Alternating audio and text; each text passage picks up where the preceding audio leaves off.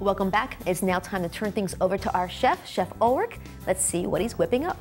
Today we're going to make a frittata. Frittata is a Spanish-style, open-faced omelet. And normally when I say that to people, they kind of give you that confused look. Well, what exactly is it? So I think maybe an easy way to describe it to people is a crustless quiche. Does that make sense? Yep. So that's basically what we're going to make. It's an omelet that we make without a crust, and then we finish it in the oven. So to start off with, we are going to put a little bit of olive oil into our pan. And ingredients can vary as you go, but what I'd like to make for you today is this frittata with some goat cheese. We've got some bacon and some scallion. So oil is in the pan is nice and warm. Just going to put it onto a medium heat. I'm going to add about a cup of red onions to this. There we go. And we're just going to let these sweat in the olive oil. And by allowing these to sweat, we're going to make sure that we start to break down some of the cell structure of the onions, and they're going to start to become nice and soft and translucent.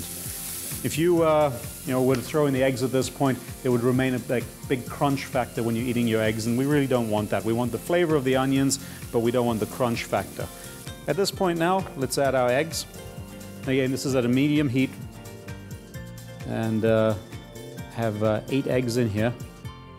And we're slowly going to start to allow the eggs to set on the bottom of the pan. And then just slowly scrape the eggs into the middle like this. Basically, treat this the same way that you would do a normal French-style omelet, where you would add the ingredients at the end and then fold it over. Here you're adding the ingredients into the egg mixture as you go. But we don't want this to be a dark brown omelet, so we keep stirring the eggs as we go. At this point now, we're going to add a little bit of seasoning to the egg mix. I have some salt, some freshly ground black pepper. Stir that in. Again, lifting the bottom of the eggs off the pan, scraping them into the center of the pan, allowing the eggs to cook nice and evenly, not to darken at all.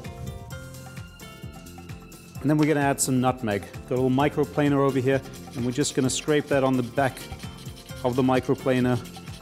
And you can smell that lovely fresh smell of nutmeg here in the studio as that starts to warm up and they mix in with the eggs. So at this point now, I'm just going to turn the heat up just a little bit to a medium high, and it's now going to be time to add some of the other ingredients to this egg mix.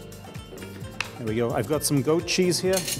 This is a Wisconsin goat cheese, has a lot of flavor. It really does smell like a real rich aged goat cheese would. And we're just going to drop little blobs of this into the egg mix. There we go. And you'll start to see that as I stir this up, it will start to mix in with the rest of the egg mix. There we go. I'm going to take some good bacon. This is bacon that's been cooked in the oven. We've then chopped it up into little pieces. Going to add lots and lots of bacon to this. And then some green onions and scallions. And we'll keep some of this for right at the end as well. We'll keep that as garnish. So at this point, again, very important, go back in again, continue the same movements that we had going earlier on. Slowly turn the pan with the eggs in there, releasing the eggs from the side. At this point now, turn the pan nice and low, fold in the rest of the ingredients, level out the top of the pan. And this is the point now where you transfer this pan from your stovetop into the oven. The oven we've heated up to 350 degrees, and this should go in for about 15 to 20 minutes, but we'll periodically check it to make sure that the eggs don't overcook. All right, and it's been in the oven about 20 minutes, and we've checked it periodically, and this is ready to go. So what you're looking for in your omelet with frittata is for the egg to start setting and for there to be a nice yellow golden color on the top. Don't overcook it. We're going to turn this out onto our pan. There we go. And at this point, cut a nice sized wedge out of this. You can see how nice that is with the goat cheese running through.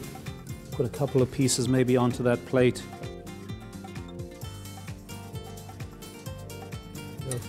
Garnish it if you like with a little bit more of the bacon.